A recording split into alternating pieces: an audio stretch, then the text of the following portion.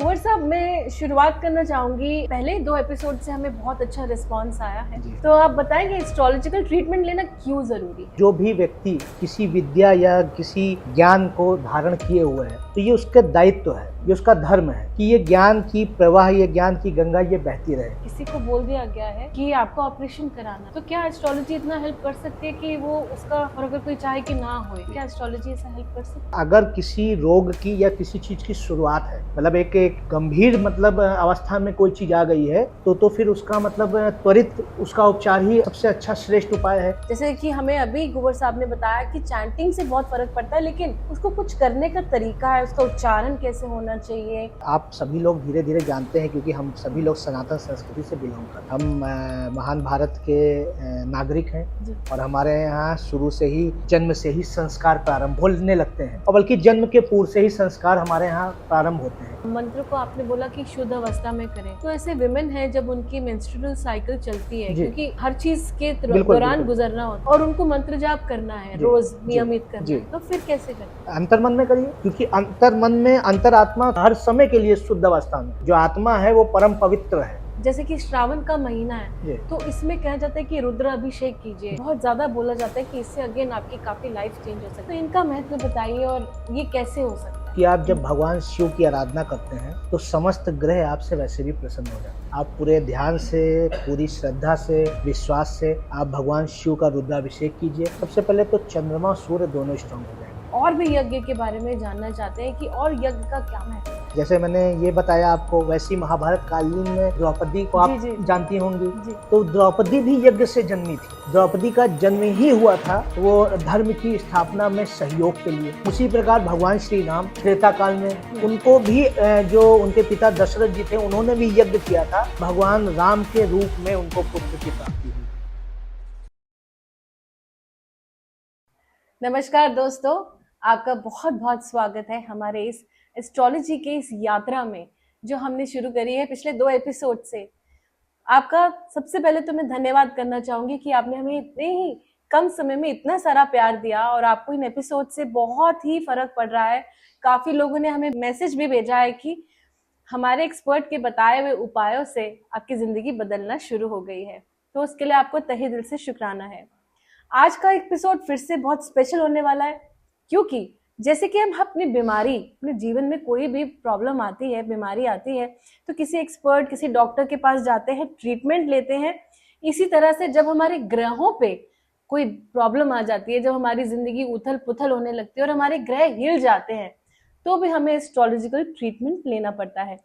और उससे अच्छी बात क्या होगी जब हमारे पास खुद एक विख्यात एस्ट्रोलॉजर हो जो हमें ये बताएं कि किस तरह से डिफरेंट रेमेडीज करके हम अपनी जिंदगी बदल सकते हैं।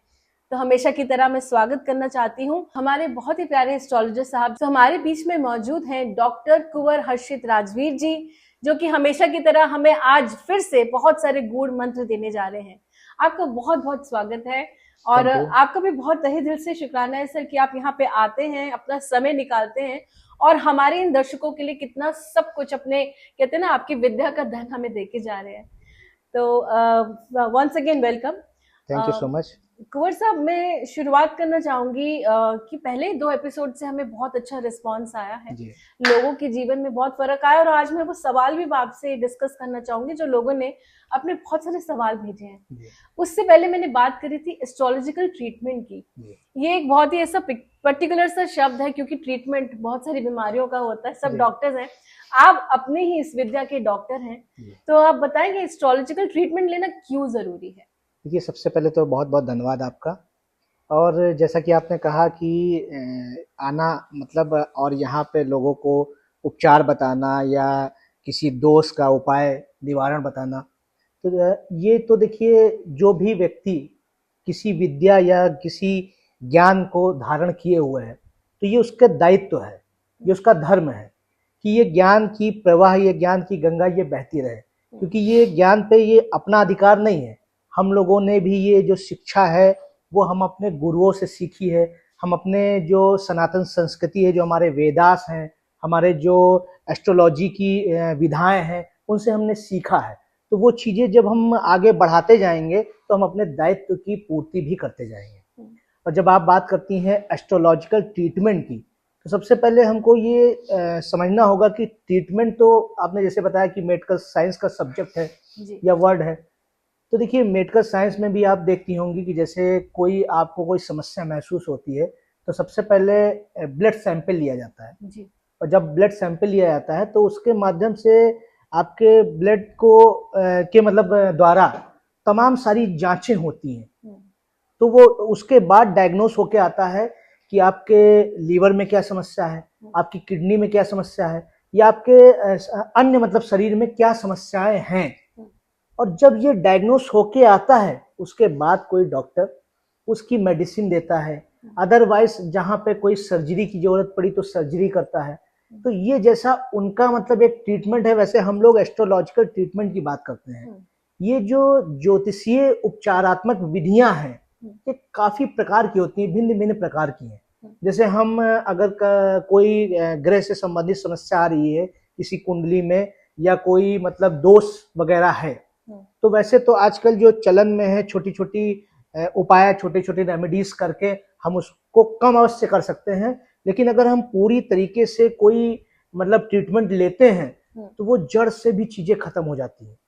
अगर हम वो अपने शरीर में वो तत्व की स्थापना या ऊर्जा को जगाते हैं तो वो लाभ होता है। तो और आपके कहने का मतलब ये है कि अगर किसी को बोल दिया गया है जी कि आपको ऑपरेशन कराना है, जी तो क्या एस्ट्रोलॉजी इतना हेल्प कर सकती है कि वो उसका, और अगर कोई चाहे कि ना होए जी तो जी क्या एस्ट्रोलॉजी ऐसा हेल्प कर सकती है? बिल्कुल। देखिए अगर किसी रोग की या किसी चीज की शुरुआत है, जी मतलब एक एक गंभीर मतलब अवस्था में कोई चीज आ गई है, तो फिर उसका मतलब त्वरित उसका उपचार ही सबसे अच्छा श्रेष्ठ उपाय है। जी अदरवाइज पहले अगर व्यक्ति जान गया है कि किस ग्रह के कारण हम्म, ये समस्या आई है, क्योंकि जैसा कि हमने बताया कि ये जो हमारी जीवन यात्रा है, जी जन्म से लेके जीवन पूर्ण होने तक जो भी घटित हो रहा है वो ग्रहों के अधीन ही है। जी ये बिल्कुल। हर व्यक्ति, हर मनुष्य, हर श्रोता, हर जातक ये जान ले। हम्म और ये एक भावना अपने अंदर जब धारण करेगा हम्म तब वो इससे अटैच हो जाएगा हम्म और वो इन चीजों को खुद ब खुद समझने लगेगा, उसको पता भी चलने लगेगी। हम्म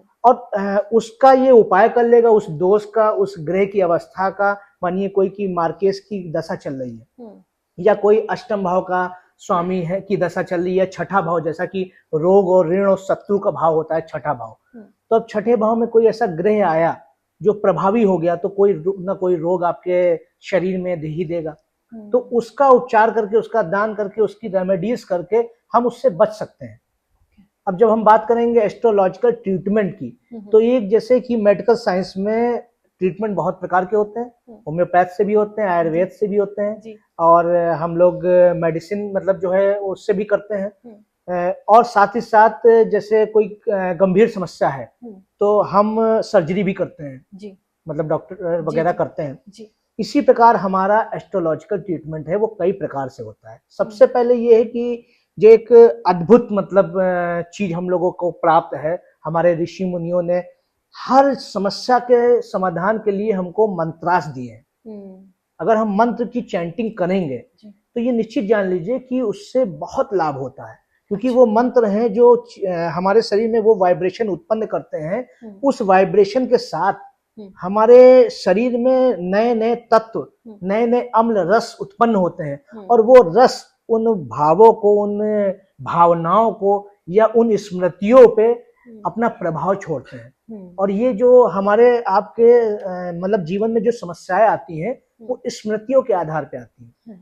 अगर हम अपनी स्मृतियों को चेंज कर सकते हैं या उसको दबा सकते हैं या उसको जगा सकते हैं तो वो निश्चित जान लीजिए कि उससे परिवर्तन होना तय है।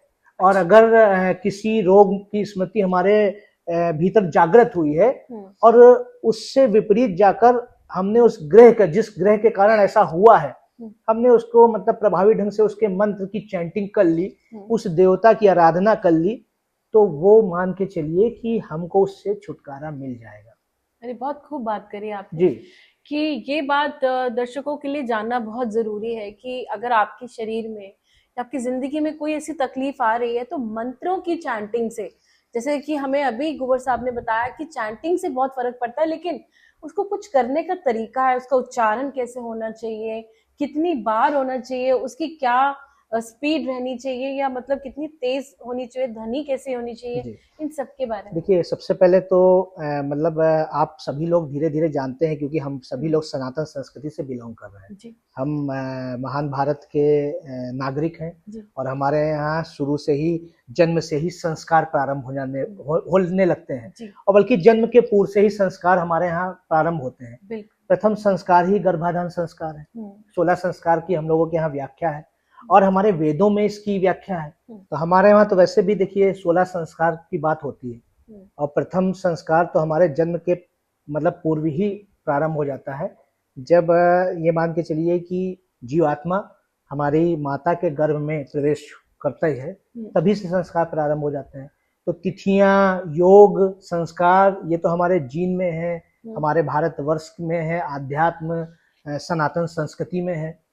तो ये मान के चलिए कि इस पे हमारा जो बिलीव है वो मतलब अच्छा खासा है, और चीजें हम लोग पहले से जानते हैं।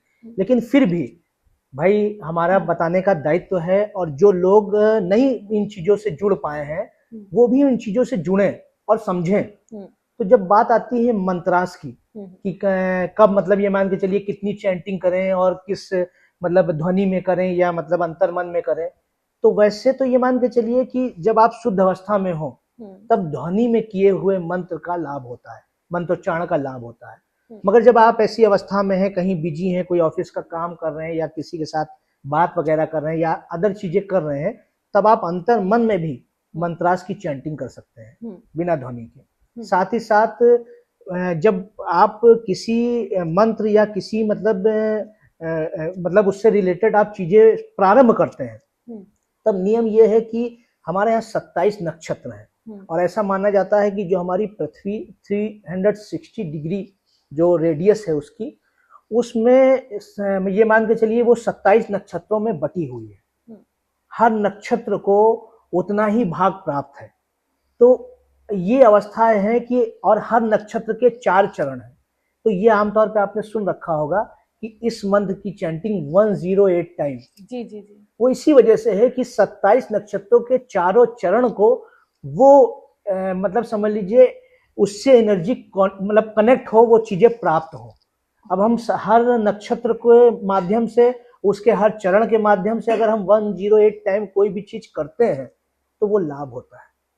अगर आप माला भी पहनते हैं तो कहते हैं 108 दाने की माला पहनिए, रुद्राक्षी या अन्य मतलब किसी भी मतलब उसकी पहनते हैं। ये चीजें हैं हमारे यहाँ। साथ ही साथ जब हम किस ग्रह की या किस मतलब जो है देवता की हम आराधना करें या मंत्र का जाप करें, तो जो योग कारक है हमारी कुंडली में, या जो मतलब ये मान के चलिए हमारे इष्ट देव हैं, हम उनकी आराधना करते हैं।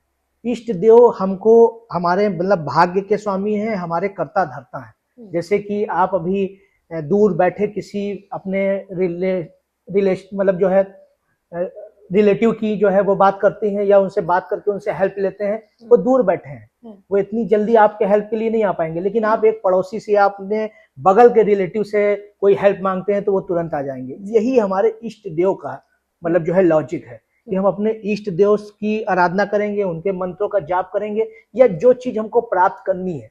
जैसे व्यक्ति धन से समस्या में है, धन नहीं है उसके पास, तो वो माता लक्ष्मी के मंत्र की जब चैंटिंग करेगा तो माता लक्ष्मी के मंत्र का वाइब्रेशन उसके शरीर में उत्पन्न होगा। वैसी भावना, वैसी चेंजेस उसके मस्तिष्क में आएंगे, और वो उपाय भी उसको प्राप्त हो जाएंगे, और वो रास्ते उसके लिए बनते चले जाएंगे। मंत्र इतने ज्यादा प्रभावी होते हैं, वातावरण को मतलब पवित्र कर देते हैं मंत्र, भावनाओं को पवित्र कर देते हैं। ये हो गया हमारे एस्ट्रोलॉजिकल ट्रीटमेंट का फर्स्ट स्टेप। जी। सेकंड, हम यंत्रों के माध्यम से लाभ ले सकते हैं। एक सवाल और मेरे मन में आ रहा है कि जैसे मंत्र को आपने बोला कि शुद्ध अवस्था में करें, तो ऐसे विमेन है जब उनकी मेंस्ट्रुअल साइकिल चलती है, क्योंकि देखिए हर चीज के दौरान गुजरना होता है, और उनको मंत्र जाप करना है, रोज नियमित करना है, तो फिर कैसे करें? अंतर्मन में करिए, क्योंकि अंतर्मन में अंतरात्मा पर मतलब हर समय के लिए शुद्ध अवस्था में है। जो आत्मा है वो परम पवित्र है, और ये शरीर है कि हम कभी ऐसी अवस्था में बैठे हैं या ऐसे वातावरण में हैं जो दूषित है या जो भी चीजें हैं, तो हम मतलब शरीर नहीं करें, दैट टाइम हम अंतर्मन में करें। क्योंकि अंतर्मन के विचार को तो आप रोक नहीं सकते हैं। मानिए आप जैसी कंडीशन आपने बताया उस कंडीशन में व्यक्ति है, स्त्रियां हैं, तो क्या ऐसा तो है नहीं उनके मन में भगवान का ख्याल नहीं आता होगा? भले उस समय आप स्पर्श नहीं कर सकते हैं, ख्याल तो आता ही है। तो इसका मतलब मन जो कर रहा है, जो ख्याल आपको दे रहा है परमात्मा प्रकृति, वो इसका मतलब वो एक्चुअल है। आप अपने मन में प्रभु का जो है ध्यान कीजिए, उन मंत्रों की चैंटिंग कर सकते हैं आप, लेकिन ध्वनि के साथ मत करिए, क्योंकि ध्वनि जब है तो वो आपके जीवा से स्पर्श होकर, शरीर से स्पर्श होकर निकलेगी। और इन केस अगर ऐसी चीजें हैं आपके उसमें। दूसरा, जैसे मैं यंत्र के माध्यम से बता रहा था, जो है ज्योतिषीय जो लाभ कैसे प्राप्त कर सकते हैं, तो जो एस्ट्रोलॉजिकल ट्रीटमेंट यंत्र के माध्यम से है, जैसे हम और आप जो मोबाइल यूज कर रहे हैं, ये भी यंत्र है जी। और हमारे हजारों वर्ष पूर्व के जो मतलब हमारे ऋषि मुनियों ने, हमारे सुपर साइंटिस्ट ने ये जो हमको यंत्र दे रखे हैं, बता रखे हैं, तो यंत्र का बहुत मतलब ये मान के चलिए बहुत लाभ है। वो जब आप उसको प्रयोग में लाएंगे, उस चीजों को अपने जीवन में उतारेंगे, उस विधि से उसको समझ लीजिए उपयोग करेंगे, तो निश्चित तौर पे आपको यंत्र की शक्ति का भी आभास हो जाएगा।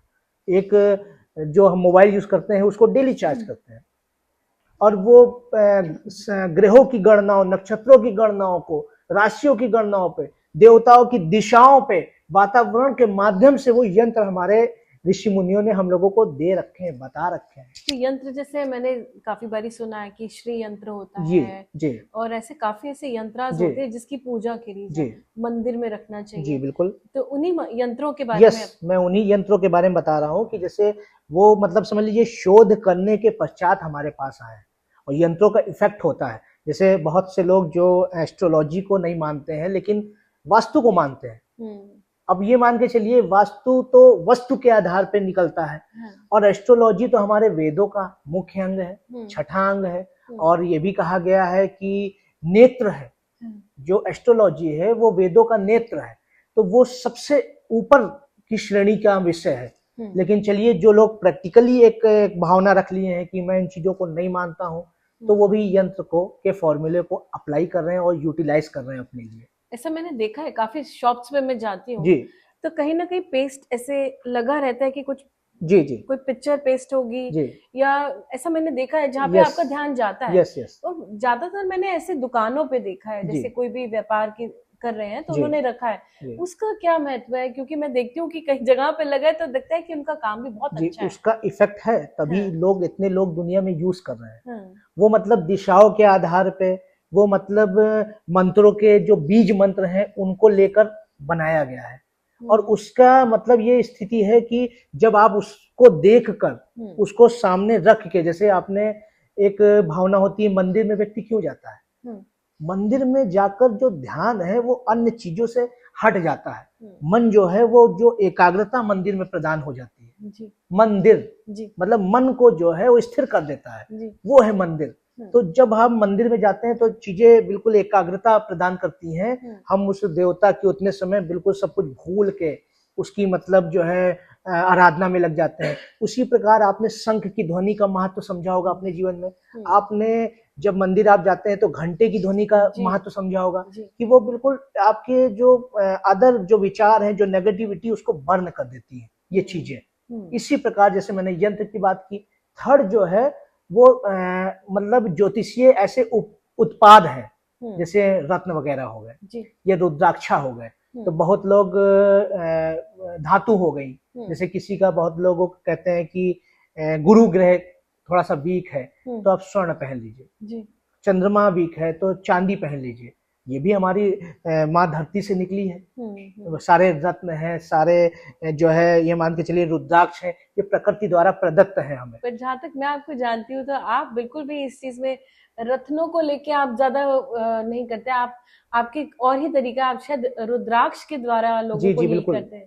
देखिए रत्न का ये कारण ये रहता है कि अब इसका व्यापारीकरण हो गया है बहुत ज्यादा। ऑथेंटिक चीजें धीरे धीरे मतलब दूर हो गई हैं, कमी हो गई है उनकी। और मतलब मार्केट में देखा जाता है कि बहुत उसकी जगह सब्स्टिट्यूट या लोकल चीजें आ गई हैं, वो मतलब जेन्युइन नहीं है। अदर मतलब कई देशों से, क्योंकि अब इतनी बड़ी इंडिया में समझ लीजिए जिस हिसाब से पॉपुलेशन है जी। उसी हिसाब से लोगों का बिलीव है, लोगों को लाभ भी हो रहा है। तो चाइना इसका बहुत बड़ा मतलब हब बन गया है ये सारी मतलब नकली चीजों का, नकली मतलब रत्न बनाने का।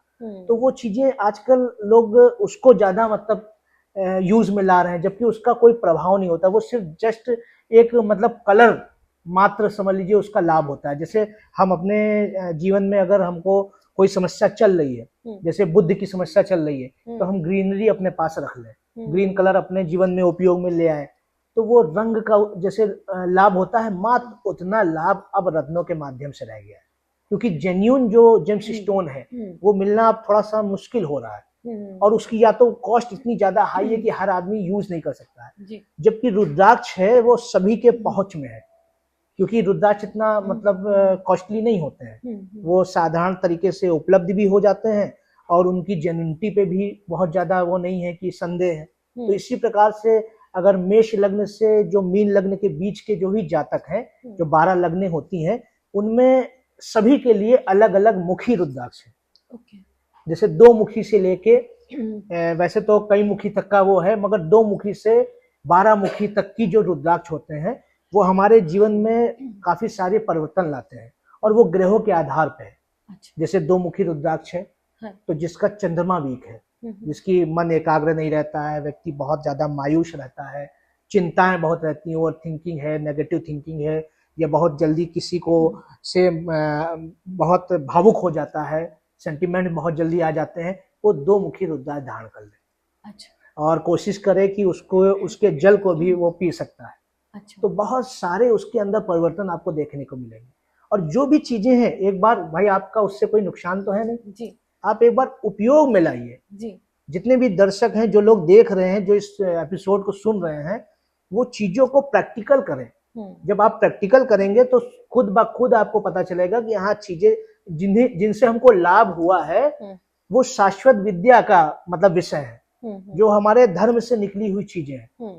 तो वो जब यूटिलाइज करेगा व्यक्ति तो खुद ब खुद समझ जाएगा। उसी प्रकार 3 मुखी रुद्राक्ष है।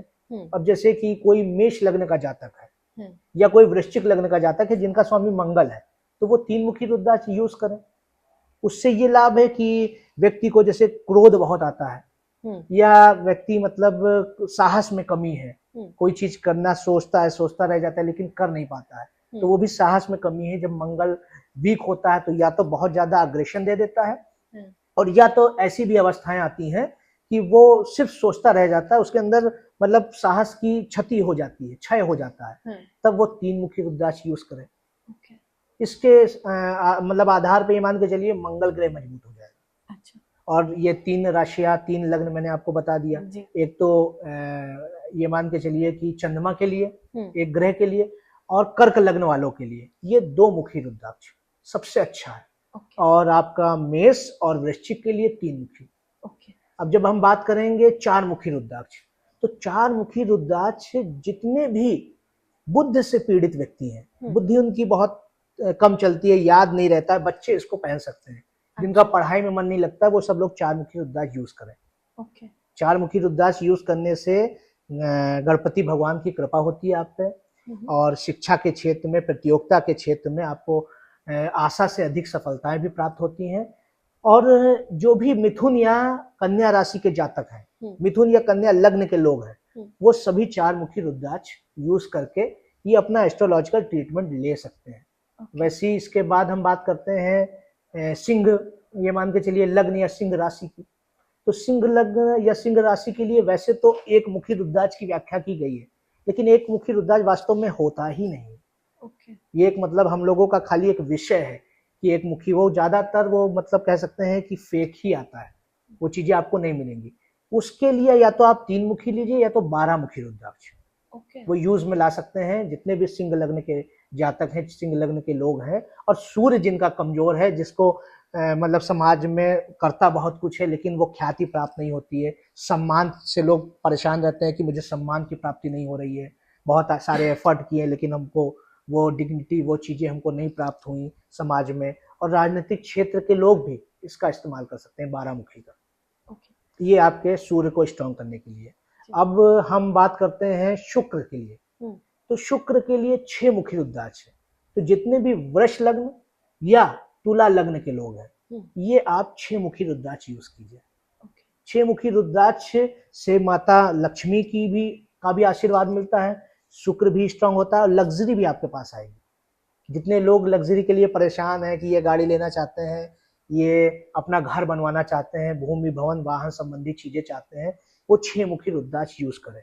या शुक्र से रिलेटेड है कि उनका मतलब गर्लफ्रेंड से बार बार ब्रेकअप हो जाता है, बार बार रिलेशन उनके खराब हो जाते हैं, तो 6 मुखी रुद्राक्ष उनके लिए एक बेहतर उत्पाद हो सकता है। जैसे ज्योतिषीय उत्पाद है, तो ये उत्पाद हो सकता है कि भाई इससे हमको लाभ प्राप्त होगा। उसके बाद मकर और कुंभ राशि की बात करें, इसके स्वामी शनि है, तो मकर और कुंभ राशि या लग्न के जितने भी लोग हैं उनको 7 मुखी रुद्राक्ष उनके लिए बेस्ट है। 7 मुखी रुद्राक्ष वो यूज करेंगे तो पहली बात तो वो मतलब क्रियाशीलता उनके अंदर बढ़ेगी, शनि से रिलेटेड तत्व आएंगे और धन भी उनके पास आएगा। ये हो गया, मतलब ये हमारी पूरी 12 राशियों पे, जिसमें धनु और मीन राशि के लिए गुरु उनके स्वामी है, तो गुरु के लिए 5 मुखी रुद्राक्ष आप यूज कर सकते हैं।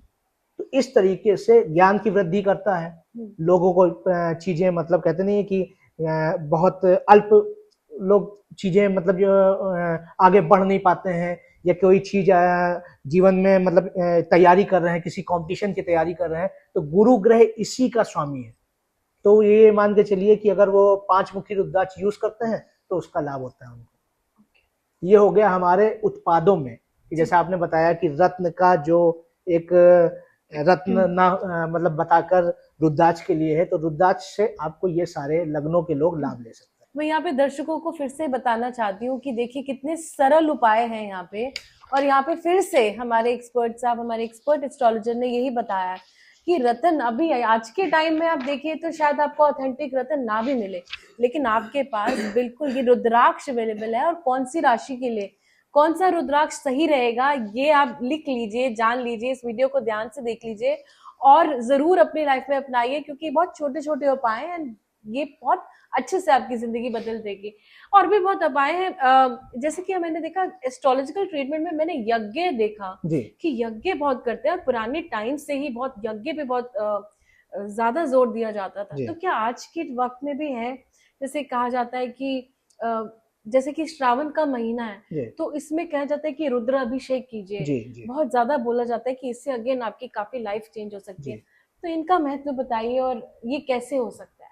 देखिए, रुद्राभिषेक का बहुत महत्व है, क्योंकि आप जब भगवान शिव की आराधना करते हैं तो समस्त ग्रह आपसे वैसे भी प्रसन्न हो जाते हैं। आप पूरे ध्यान से, पूरी श्रद्धा से, विश्वास से आप भगवान शिव का रुद्राभिषेक कीजिए। सबसे पहले तो चंद्रमा और सूर्य दोनों स्ट्रांग हो जाएंगे।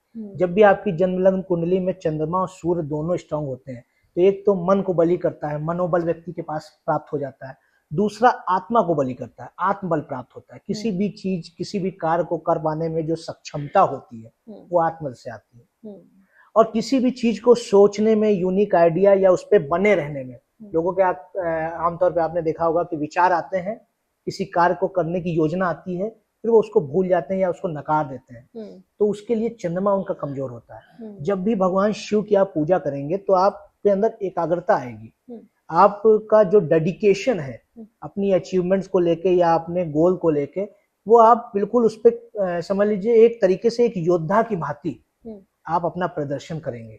ये सबसे ज्यादा समझ लीजिए लाभकारी है। और श्रावण मास तो वैसे भी सबसे पवित्र है जी। तो इस समय भगवान शिव अपने द्वार खोल के बैठे हैं, अपनी आंख नेत्र खोल के बैठे हैं। आप उनके प्रति अपनी श्रद्धा भावना रखिए। तो उनको किसी विधि या किसी जो है उत्पाद या किसी चीजों की वैसे जरूरत नहीं है, लेकिन फिर भी 9 ग्रहों की जो मतलब ये मान के चलिए तत्व होते हैं, उनको लेकर भगवान शिव पर जब आप अर्पित करते हैं तो 9 ग्रह आपको लाभ देते हैं। 9 के 9 ग्रह, जैसे अगर आपको चंद्रमा को लेके आपको प्रसन्न करना है और भगवान शिव के चरणों में आप अर्पित करना चाहते हैं, तो आप दूध से रुद्राभिषेक शुरू कीजिए और ओम सोम सोमाय नमः का जाप कीजिए और रुद्राभिषेक कर दीजिए।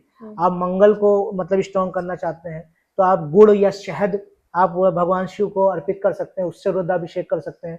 शनि के लिए काले तिल की बात कर सकते हैं। बुध के लिए वैसे तो बेलपत्र है, बेलपत्र का बहुत महत्व है, लेकिन आप दूरवी जो दूपी घास आती है, दूर्वा घास, उसको भी अर्पित कर सकते हैं भगवान शिव को। वैसे ही बृहस्पति के लिए आप चने की दाल हो गई।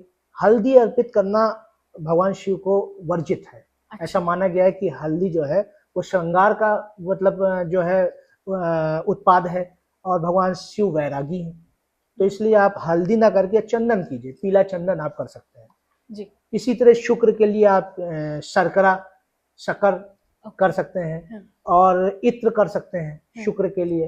तो और शनि के लिए ये हो गया। राहु के लिए आप धूप बत्ती अर्पित कर सकते हैं। केतु के लिए आप केतु से संबंधित, जैसे कि आपने मानिए हरी कोई मतलब धूपी घास भी फायदा होती है, आप रुई का दीपक जला के भगवान के आरती कर सकते हैं, उससे केतु शांत होंगे आपके। तो इसी प्रकार ये 9 ग्रह, 9 ग्रहों को प्रसन्न करने के लिए श्रावण मास में आप उनके सभी मतलब ग्रहों के तत्वों के साथ आप उनका रुद्राभिषेक कीजिए, पूजा कीजिए, स्वतः कीजिए। कोई नियम, कोई बंधन से ना कीजिए। सभी नियम, सभी बंधन से परे हैं भगवान भोलेनाथ।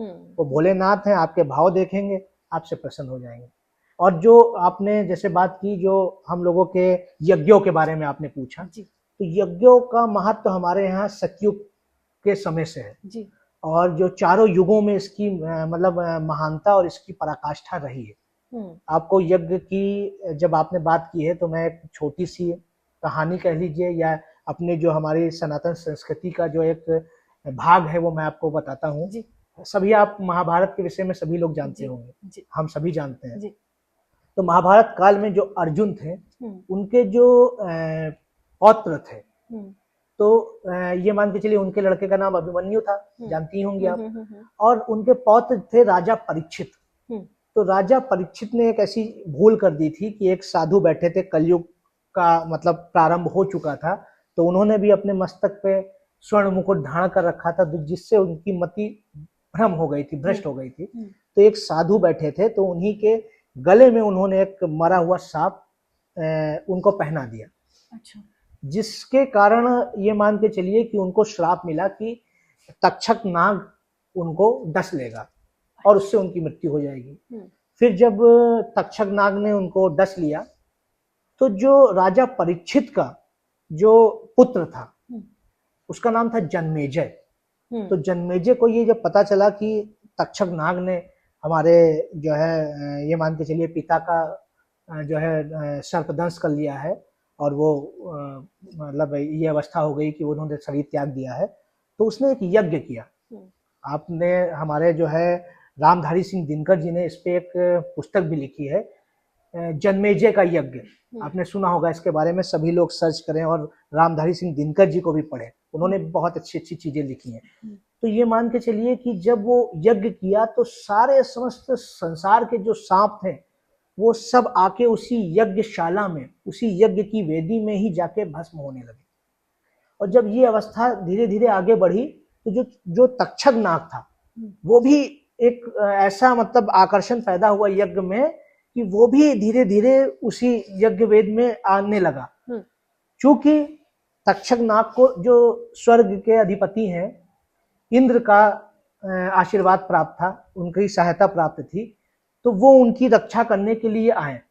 तो तक्षक नाग ने, चूंकि यज्ञ में इतना वेग था कि वो उनको आकर्षित कर रहा था, तो उन्होंने इंद्र के सिंहासन को जकड़ लिया।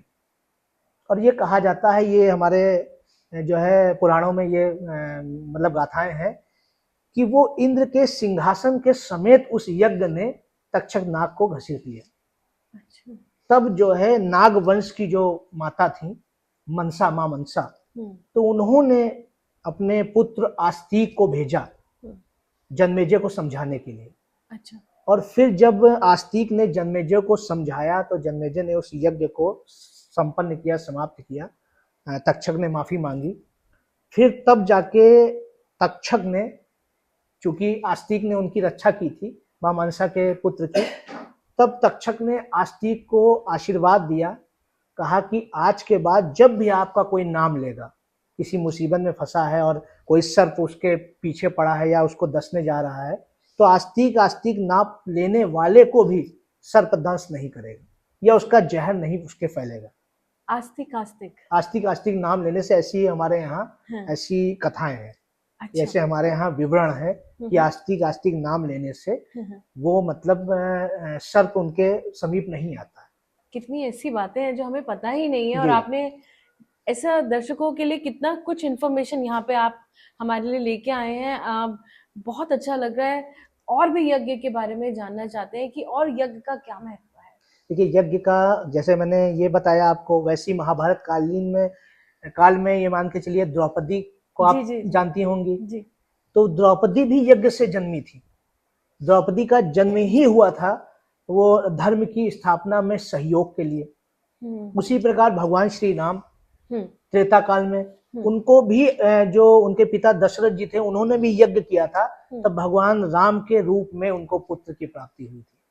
तो ये सारे बेनिफिट हैं। और जैसे भी जब बहुत बड़ी समस्या कोई आ जाए तो यज्ञ समझ लीजिए आपके लिए बहुत बड़ा मतलब समझ लीजिए एस्ट्रोलॉजिकल ट्रीटमेंट है। और सारे भी ट्रीटमेंट है, जैसे मैंने आपको बताया कि एक और ट्रीटमेंट है नजरिए में बदलाव का। जैसे व्यक्ति एक नजरिया बना के बैठा हुआ है, कोई समस्या से जूझ रहा है, कोई समस्या उसको मतलब घेरे हुए है, तो वो अपना सोच अपनी प्रकृति मतलब बदल दे।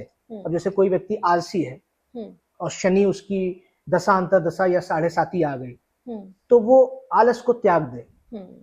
या कोई धूर्त व्यक्ति है, झूठ या अन्य चीजें अधर्म करता है, तो वो धर्म के प्रति अपने जो है उत्साह को बढ़ा ले, अपनी चीजों को बढ़ा ले, धर्म के प्रति उत्साहित हो जाए वो।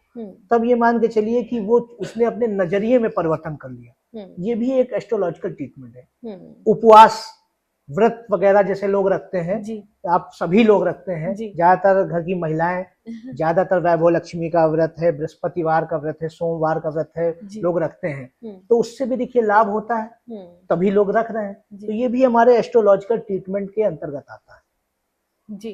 तो यहाँ पे हमने देखा कि एक नहीं कितने ऐसे इलाज हैं एस्ट्रोलॉजी में, और बड़े सरल उपाय हैं ये।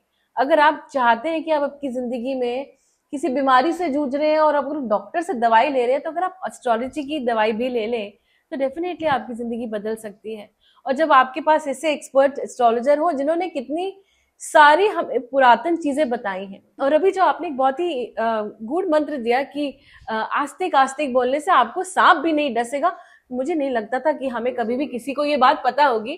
तो बहुत अच्छा इंफॉर्मेशन जो आप हमें दे रहे हैं उसके लिए आपका बहुत बहुत शुक्रिया है। कुंवर साहब, मैं आपको बताना चाहती हूँ कि हमारे एपिसोड में बहुत प्यार मिला है और बहुत सारे लोगों ने सवाल भी भेजे हैं, तो मैंने उन्हें प्रॉमिस किया था कि इस बारी में वो सवाल जरूर लूंगी। तो कुंवर साहब, और भी कोई ट्रीटमेंट्स हैं क्या? देखिए, बहुत सारे जो है एस्ट्रोलॉजिकल ट्रीटमेंट हैं जी। आप जैसे किसी से ब्लेसिंग्स ले सकते हैं। जी, कोई जी। सिद्ध पुरुष है, कोई महात्मा है, हाँ। कोई अपनी ऊर्जा को अपने अंदर निहित करके बैठा है, बहुत सारे उसने मंत्र की चैंटिंग की है, हाँ। पूजा की है, देवों का आशीर्वाद लिया है, हाँ। सत्कर्म किए हैं, उनसे भी आप लाभ ले सकते हैं। इसी प्रकार जैसे माता पिता से भी आप आशीर्वाद लेते हैं तो उनके भी आशीर्वाद से आपको लाभ होता है। तो ये जो है एक इसको आशीर्वाद की एस्ट्रोलॉजिकल ट्रीटमेंट कहेंगे। इसी प्रकार सेवा के द्वारा मैंने सुना है कि आपके घर में अगर बिटिया है तो कन्या रूप है, तो अगर आप ऑफिस जा रहे हैं तो कन्या का चरण स्पर्श करें, तो ये भी बहुत फायदेमंद है। इसी प्रकार सेवाओं के द्वारा जैसे आप किसी पशु, किसी पक्षी, किसी बेबोल जानवर या किसी असहाय व्यक्ति की सेवा भी करते हैं, वो भी एक आशीर्वाद है, वो भी एस्ट्रोलॉजिकल ट्रीटमेंट है। जैसे बताया जाता है कि केतु खराब है तो आप स्वान की, डॉगी की मतलब जो है डॉग की मतलब जो है सेवा कीजिए। बृहस्पति है तो गाय के लिए कर लीजिए, और राहु प्रॉब्लम दे रहा है तो आप पक्षियों की सेवा कीजिए। तो इस प्रकार से ये सेवाओं के द्वारा है। आप किसी मतलब ऐसे दीनहीन व्यक्ति की जो मतलब किसी के आश्रित है, ऐसे व्यक्ति की आप सेवा कीजिए। अपने घर में अपने माता पिता की सेवा कीजिए, इसके द्वारा भी ये भी एक एस्ट्रोलॉजिकल ट्रीटमेंट है। इसी के साथ साथ जो धार्मिक अनुष्ठानों की बात हो रही थी, धार्मिक अनुष्ठानों के माध्यम से हम बहुत चीजें लाभ ले सकते हैं। हमारे वेदों में, हमारे उपनिषदों में, हमारे पुराणों में, हमारे धार्मिक ग्रंथों में इसका जिक्र है। सारे उपाय, सारी चीजें हमारे यहाँ बताई गई हैं, और अगर हम उनको फॉलो करते हैं, उन चीजों को करते हैं, उनके उपाय करते हैं, तो बहुत जल्दी हमको लाभ की प्राप्ति होती है और हम समस्याओं से निकल आते हैं। तो मैंने सुना है कि कुछ रंग भी बहुत अच्छा रोल प्ले करते हैं, कि रंगों के द्वारा भी हम काफी बिल्कुल, ट्रीटमेंट्स कर देखिए सकते हैं। रंग चिकित्सा होती है। रंगों का जैसे हमारे 9 ग्रह हैं, सभी को अपना अपना रंग प्राप्त है। हम्म बृहस्पति है तो येलो कलर है, हम्म बुध है तो ग्रीन कलर है, हम्म और हमारा जो है मार्स है, मंगल है तो रेड कलर है, सैटर्न है ब्लैक कलर है, हम्म शुक्र है व्हाइट कलर है, हम्म चंद्रमा के लिए व्हाइट कलर है, और सूर्य के लिए भी हम लाल और सफेद दोनों का ही उपयोग करते हैं, हम्म तो लाभ होता है। तो रंगों के द्वारा भी, जैसे किसी का मानिए बुध खराब चल रहा है, हम्म तो वो व्यक्ति जैसे क्यारियों में पानी देता है, जो मतलब पेड़ों में पौधों में पौधे लगाता है, उनकी सेवा करता है, हाँ, तो बुध आपका अच्छा हो जाता है, हाँ, बुध स्ट्रांग पोजीशन में आ जाता है। हम्म तो ये सारी चीजें जो है रंग चिकित्सा यही कह सकते हैं। हम्म अक्सर ये आपने देखा होगा कि लोग बोलने में थोड़ा सा हिचकिचाते हैं, हम्म। बोलने की बहुत अच्छी क्षमता नहीं, या अक्सर उनकी जबान वगैरह लगती है, तो बुध का दोष होता है। अच्छा। चंद्र बुध कहीं ना कहीं इन्वॉल्व है, हाँ, तो ऐसे व्यक्ति ज्यादातर सफेद और हरे रंग का प्रयोग करें, अच्छा। तो वो बहुत जल्दी लाभ होगा। इसी प्रकार आध्यात्मिक उपचार है कि जैसे हम मेडिटेशन करते हैं, मानिए कोई ऐसे ग्रह की महादशा आपकी चल रही है, अष्टमेश की महादशा चल रही है, या त्रिक भावों की महादशा चल रही है, आपकी जन्म लग्न कुंडली में जो छठा, आठवां और 12वां भाव होता है तो थोड़ा सा कष्टकारी होता है, तो उसकी महादशा चल रही है, तो आप मेडिटेशन कीजिए, ये आध्यात्मिक उपचार है। वाह। आप किसी मतलब ऐसे आश्रम या सिद्ध स्थान की पूजा कीजिए, उसके दर्शन कीजिए, उसकी जो एक बड़ी वाइब्रेशन है, बड़ी एनर्जी है, ऊर्जा का जो परम स्रोत है, उसके जब समीप जाएंगे तो वो ऊर्जा कहीं ना कहीं आपसे भी कनेक्ट होगी जी। तो ये आध्यात्मिक उपचार हो गया। और फिर कुछ लोग जो आजकल टोटके बताते हैं, तो उसको मैं आध्यात्मिक उपचार या एस्ट्रोलॉजिकल ट्रीटमेंट नहीं मानता हूँ, लेकिन बहुत लोग उस टोटकों की बात करते हैं कि यहाँ पे मतलब कुछ दबा दिया, यहाँ ये कर दिया, यहाँ उतार दिया, तो ये भी कुछ हद तक कार्य तो करते ही करते हैं, लेकिन उनसे जो श्रेष्ठ जो मैंने अन्य एस्ट्रोलॉजिकल ट्रीटमेंट बताए हैं वो काफी ज्यादा प्रभावी है। बहुत ही आपने सरल सरल उपाय बताए हैं, इतने सरल ट्रीटमेंट्स हमें यहाँ पता चले। दर्शकों, अगर आप चाहते हो कि आपको ये ट्रीटमेंट्स, अगर आप किसी बीमारी या किसी ऐसी चीज से जूझ रहे हो, ये बहुत ही सरल उपाय हमें यहाँ पता चले हैं। अगर अपने रंगों के द्वारा या अपने बड़ों की सेवा के द्वारा आप अपनी जिंदगी बदल सकते हैं, तो आई थिंक ये कुछ मुश्किल नहीं है।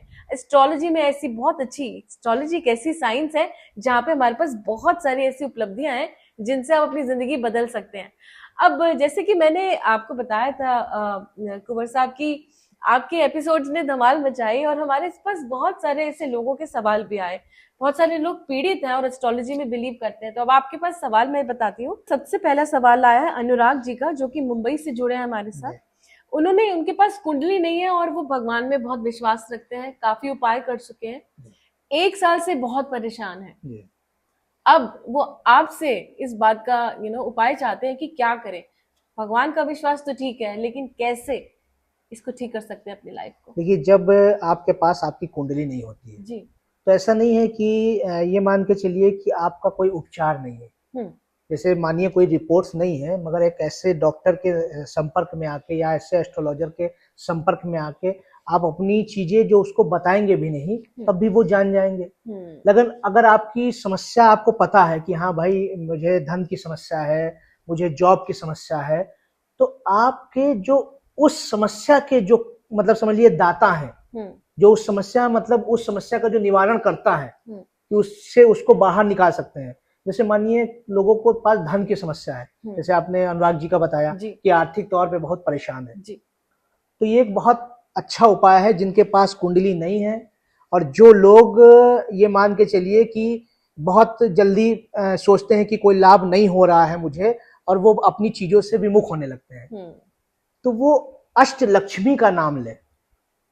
नियमित मतलब आप पूजा पाठ जो करते हैं वो करते रहिए, उसके साथ साथ एक ये रेमेडी ले लीजिए कि जो लोग आर्थिक तौर पे समस्या में, वो अष्टलक्ष्मी का नाम ले।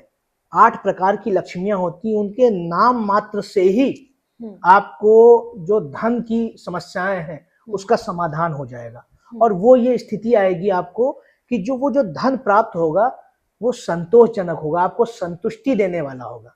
उसमें बहुत मतलब आपकी जो एक होता है कि एक व्यक्ति ने पैसा आया उसके पास और वो फिर चला गया, ये स्थायित्व देने वाला होगा, आपको जीवन में आगे उठाने वाला होगा। तो आप अष्टलक्ष्मियों का नाम लीजिए।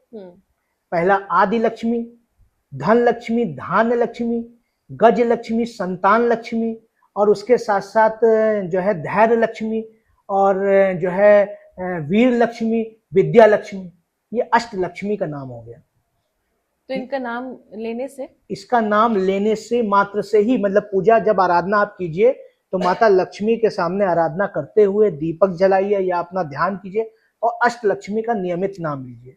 जो भी लोग मतलब ये अष्ट लक्ष्मी का नाम लेते हैं उनके घर में धन की समस्या नहीं होती है।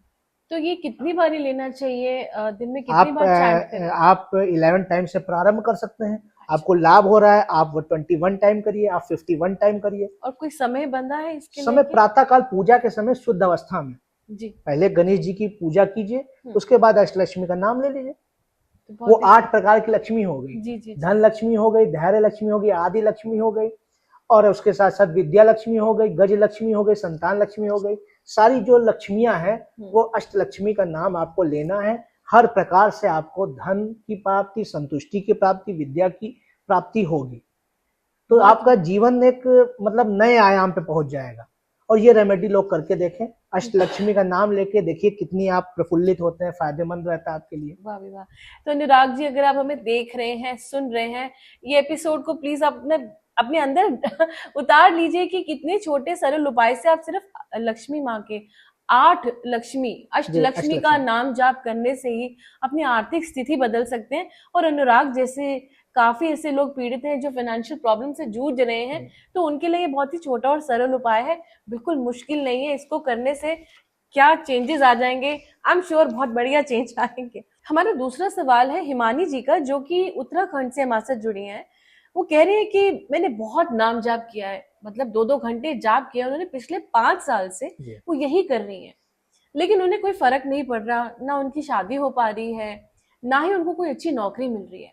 और मैं जानती हूँ कि ऐसे एक हिमानी नहीं, ऐसी बहुत सैकड़ों हिमानियां होंगी जिनके साथ ये प्रॉब्लम चल रही है। और एक समय आता है जब आपकी शादी नहीं होती तो डेफिनेटली बहुत ज्यादा बहुत हर्ट करती है बात। तो इसका क्या उपाय रहेगा? देखिए, अगर उनको मतलब उनके पास कुंडली है उनकी जी, तो उनके सप्तम भाव के स्वामी का पहली बात तो उनको उपाय करना चाहिए। लेकिन अगर वो एस्ट्रोलॉजिकल ट्रीटमेंट ना लेके नाम जप का सहारा ले रही हैं और नाम जप से लाभ नहीं हो रहा है, इसकी शिकायत कर रही हैं, तो जब भी कभी ऐसा हो कि व्यक्ति नाम जप के माध्यम से ही लाभ चाहता है, तो वो फिर मतलब अपनी वाणी के द्वारा, मतलब वाइब्रेशन के द्वारा इस तरीके से नाम ना लेके वो श्वासा प्रारंभ कर दे। अच्छा, नियमित तौर पे। और उसकी कोई यहाँ पे मतलब समझ लीजिए बाउंडेशन नहीं है कि आपको 2 घंटा करना है, 1 घंटा करना है या 5 घंटे करना है, नहीं। जब भी आपके स्मरण में आया, जिसको आप अपना इष्ट मानते हैं या जिसको आप अपना देवता मानते हैं, जिनके प्रति आपका आकर्षण है, जिनके प्रति आपकी श्रद्धा है, उनके मतलब उनका नाम जो है आप अपने हृदय में अपनी श्वास में प्रारंभ कर दीजिए, जिसको श्वासा कहते हैं। श्वास श्वास सिमरन चलता ही रहे, जैसे श्वास श्वास चलता रहे। तो जैसे आपने सीताराम का मतलब जो है या राधा कृष्ण का श्वासा प्रारंभ किया, तो जब आप श्वास ले रहे हैं तो राधा बोलिए, और जब श्वास छोड़ रहे हैं तो कृष्ण बोलिए। अच्छा। एक समय ऐसा आएगा कि आप कुछ भी कार्य कर रहे हैं तो आपका वो ऑटोमेटिक जो आपकी धड़कने हैं उनमें आप इनका नाम सुनने लगेंगे। और जब हृदय में ही वो ऊर्जा का परम स्रोत आके बैठ जाएगा तो आपकी सारी इच्छाओं की पूर्ति हो जाएगी। मानिए खाली आप नाम जब मुख से कर रही हो, विचार कहीं और जा रहा हो, यहाँ तो विचार भी उनके चरणों से बंध जाएगा और वो विचार आपके जो कार्य हैं, आपकी जो इच्छाएं हैं, आकांक्षाएं, महत्वाकांक्षाएं, उनकी पूर्ति हो जाएगी। बहुत ही बढ़िया। ये चीजें हैं कि अगर हम कहीं से भाषा से नहीं जुड़ पा रहे हैं तो हम भावों से जुड़ जाए। बस ये है कि श्रद्धा और विश्वास, ये हर एक चीज में हमको एक मतलब एक मजबूत डोर की तरह बांधे रखते हैं। बिल्कुल, बहुत सही कहा। तो हिमानी जी, अगर आप देख रहे हैं हमें इस समय, तो एक बहुत ही ज्यादा महत्वपूर्ण बात यह है कि श्रद्धा और विश्वास रखिए। आपका ये जाप कभी खाली नहीं जाएगा। वो कहते हैं ना कि आपने बीज बो दिया है, वो कभी तो अंकुरित हो गई। और जैसे कि ये कह रहे हैं, जैसे हमें अभी कुंवर साहब ने बताया है कि आप अपनी श्वास श्वास में सिमरन कीजिए और देखिए कैसे आपकी जिंदगी बदलेगी। मैं जरूर इस बात पे विश्वास करती हूँ। ना ही कोई हिमानी, ऐसी बहुत सारी मेरी बहनें होंगी जो ये देख रही हैं, जो किसी ना किसी प्रॉब्लम से पीड़ित हैं, तो अगर आपको नाम जाप करना है तो श्वास श्वास में कीजिए। अब अगला सवाल हमारा है, बहुत ही अच्छा सवाल आया। तृप्ति जी हैं जो जुड़ी है हमारे साथ, वो एस्ट्रोलॉजी सीख रही हैं। अब उनका ये सवाल है कि एक एस्ट्रोलॉजर होने के नाते उनके कौन कौन से ऐसे ग्रह जो उनके लिए अच्छे होने चाहिए, वो चाहती हैं कि आप एक पूरा पॉडकास्ट इस पे कीजिए। तो आप अभी फिलहाल के लिए क्या कहना चाहेंगे? देखिए, शॉर्ट कट में मैं ये कहना चाहता हूँ कि एक एस्ट्रोलॉजर के लिए सभी ग्रह जब तक उसके अच्छे नहीं है तब तक वो एक मतलब परफेक्ट एस्ट्रोलॉजर नहीं बन सकता है। क्योंकि जब तक कि उसके ज्ञान की पराकाष्ठा पे वो नहीं होगा, तब तक कि जब चीजें ही उसको मालूम नहीं होगी तो वो लोगों को बताएगा क्या, उपाय क्या बताएगा, या कोई योग है, कोई दोष के बारे में क्या बताएगा। तो इसके लिए बृहस्पति आपका अच्छा होना चाहिए। साथ ही साथ राहु अच्छा होना चाहिए कि युक्ति नहीं पता होगा उसको कि कैसे उसके दोषों का, उसकी समस्याओं का निवारण करना है। तो ये एक नई योजना, नई युक्ति जो देते हैं वो राहु देते हैं। केतु अच्छा होना चाहिए क्योंकि आध्यात्मिक आपको जो एक चरमता पे लेके जाता है, आध्यात्मिक चरमता पे वो केतु ही लेके जाते हैं। तो वो केतु के साथ यात्रा करनी पड़ती है, तो उसके लिए केतु अच्छा होना चाहिए। चंद्रमा इसलिए अच्छा होना चाहिए कि वो मन की एकाग्रता, लोगों के को पढ़ाने में, लोगों को सिखाने में या स्वयं सीखने में। साथ ही साथ सूर्य अच्छा होना चाहिए क्योंकि जब तक सूर्य अच्छा नहीं होगा तो आज व्यक्ति एस्ट्रोलॉजी सीखेगा जरूर, लेकिन उससे उसको लाभ नहीं होगा। जितनी भी चीजें हैं सूर्य समझ लीजिए लाभ के कारक हैं, मतलब प्रतिष्ठा सम्मान के कारक सूर्य ही है। तो उसके लिए सूर्य अच्छा होना चाहिए। साथ ही साथ मंगल स्ट्रांग होना जरूरी है। अब मानिए कोई आपके पास कोई क्लाइंट आया, अब आपने बहुत ढुलमुल रवैये से उसको बताया कि हाँ अच्छा ये रेमेडी कर लो, और उसने मानिए बताया कि नहीं तो मैं ये भी कर सकता हूँ, तो आपके अंदर चूंकि एक स्टैंड लेने की क्षमता नहीं है जो कि मंगल देते हैं, तो आप कह देंगे अच्छा ये भी कर लो, अच्छा ये भी कर लो, तो वो कंफ्यूज हो जाएगा। तो इसीलिए अगर वो एक एस्ट्रोलॉजर बनना चाहती हैं और प्रिपरेशन कर रही हैं, वो एस्ट्रोलॉजी सीख रही हैं, तो उनसे कहिए कि आप 9 ग्रहों की पूजा कीजिए, 9 ग्रहों की आराधना कीजिए और उन सबको प्रसन्न करके एक अच्छे एस्ट्रोलॉजर की भूमिका अदा कीजिए और एक अच्छे एस्ट्रोलॉजर की यात्रा प्रारंभ कीजिए। तो यहाँ पे मेरा एक सवाल आता है, श्री राम या श्री कृष्ण को भी उनके भी सारे ग्रह तो ठीक नहीं थे, हम एक आम इंसान होके कैसे अपने सारे ग्रहों को ठीक कर सकते हैं? हम यहाँ प्रसन्न करने की बात कर रहे हैं जी। हम वो क्या लेके आए हैं, हाँ। वो क्या चीजें प्राप्त हुई हैं, वो उसका, क्योंकि अब जब आपने श्री राम और भगवान कृष्ण की जो ग्रहों की बात की, वो ग्रहों की लीला समझाने के लिए ही हमको आए। हमको ये हम नहीं समझ पाते हैं, हम लोग ये भूल कर देते हैं कि